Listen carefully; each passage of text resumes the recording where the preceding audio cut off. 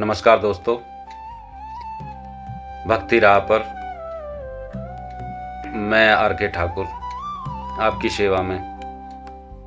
एक अद्भुत कहानी जो मेरे साथ घटी, उसको मैं क्या नाम दूं वो आप मुझे कमेंट में खुद ही बताना। एक बहुत ही अद्भुत कृपा बांके बिहारी जी की मुझ पर हुई और मैं अपने लफ्ज़ों में, अपने शब्दों में आपको सुनाना चाहता हूँ।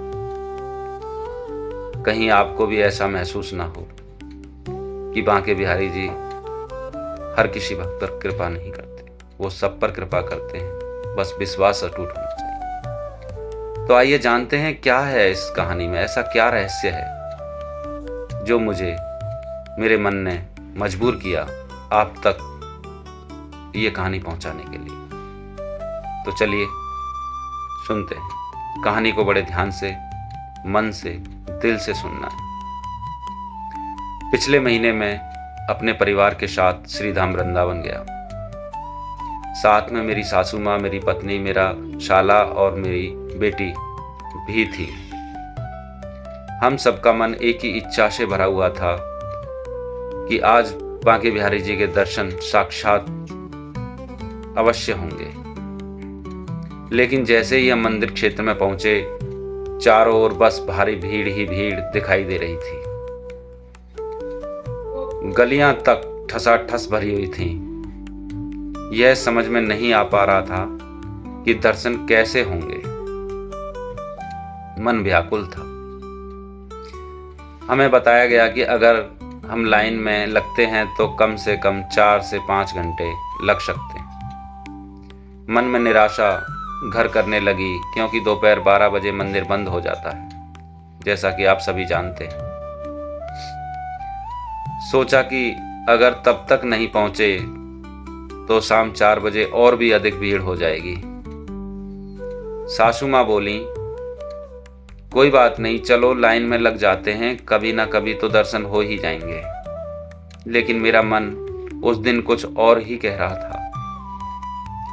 मेरा मन कह रहा था, आज ठाकुर जी किसी और ही रूप में दर्शन देंगे, लाइन में लगकर नहीं, पर दर्शन होंगे जरूर।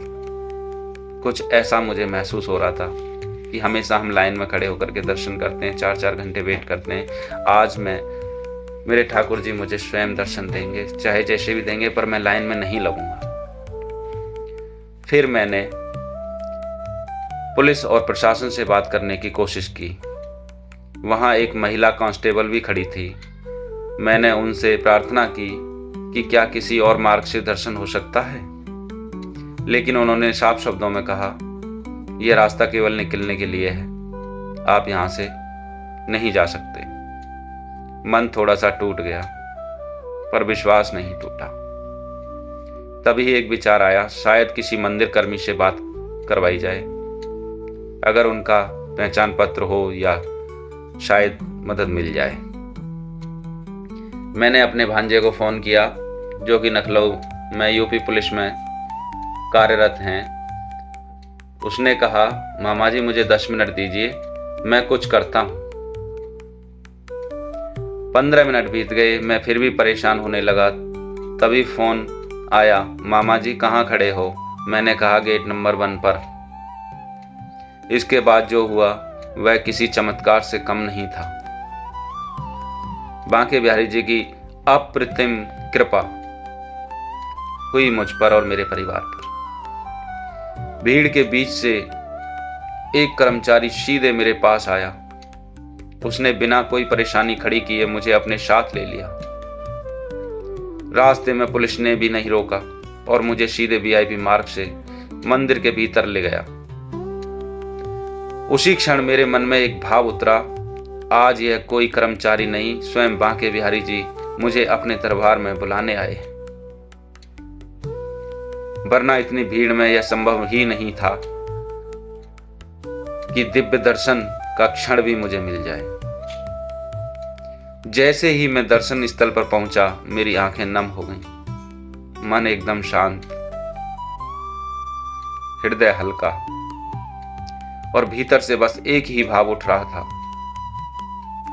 कि आज सच में ठाकुर जी ने स्वयं दर्शन दिए।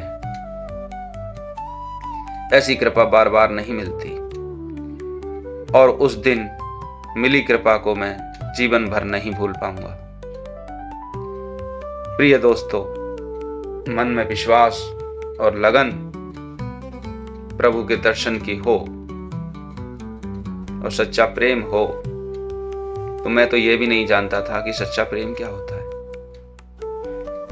ये उस दिन की परीक्षा, उस दिन की जिद ने मुझे ये सिखाया कि अगर मन में भाव हो तो प्रभु खुद लेने आते हैं। मैं तो यही मानता हूं। आपकी क्या राय है?